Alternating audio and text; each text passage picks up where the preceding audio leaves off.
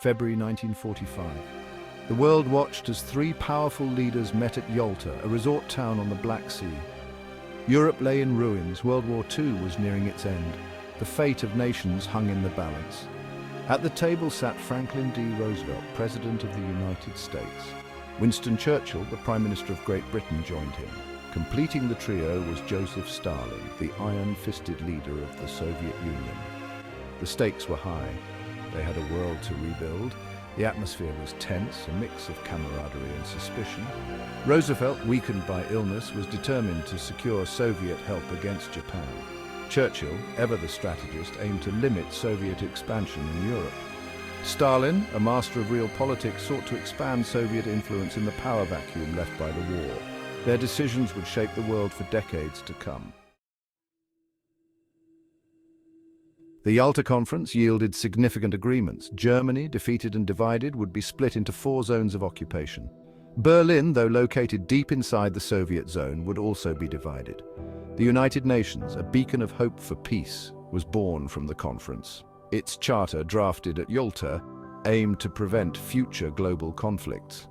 Eastern Europe, however, became a point of contention.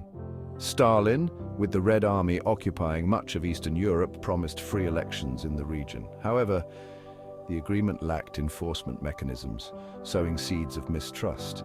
The seeds of the Cold War were sown as the conference ended with a mix of hope and apprehension. The Yalta Conference, hailed initially as a success, soon became a subject of intense debate. Critics, particularly in the West, accused Roosevelt of appeasing Stalin and handing over Eastern Europe to Soviet domination. They argued that the agreements, particularly regarding Poland and other Eastern European countries, were betrayed as Soviet influence tightened its grip on the region. Defenders of Yalta argued that Roosevelt, facing a weakened Britain and a powerful Soviet Union, had secured the best possible deal under difficult circumstances.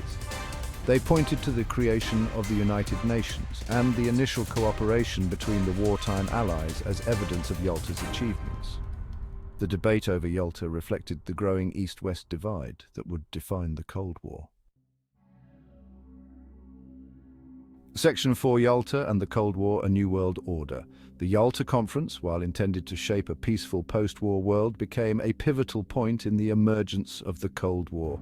The agreements, interpreted differently by the West and the Soviet Union, contributed to growing mistrust and suspicion. The division of Germany and Berlin symbolized the ideological divide between the capitalist West and the communist East. The promises of free elections in Eastern Europe, unfulfilled by Stalin, fueled Western fears of Soviet expansionism.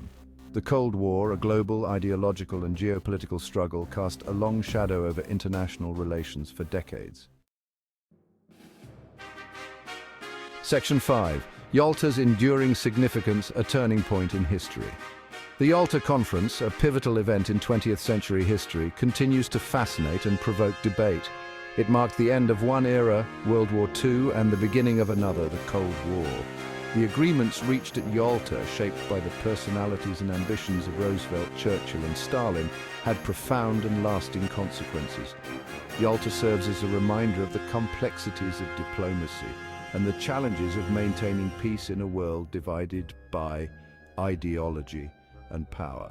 It underscores the importance of understanding history's complexities, where triumphs and tragedies often intertwine. The legacy of Yalta, with its mix of hope and disappointment, continues to shape our world today.